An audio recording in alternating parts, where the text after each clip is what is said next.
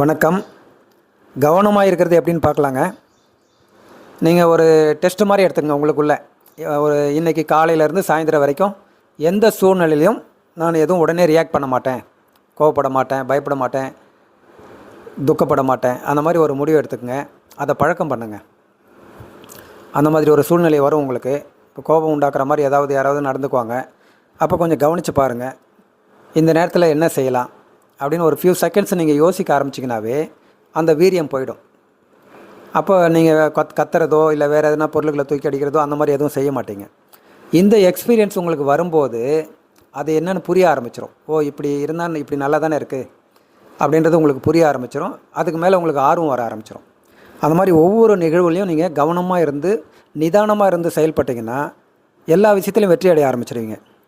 அந்த வெற்றி உங்களுக்கு ருசிக்க ஆரம்பிச்சிட்டிங்கன்னா ஒரு நல்ல ரிசல்ட் கிடைக்கும். நன்றி, வணக்கம்.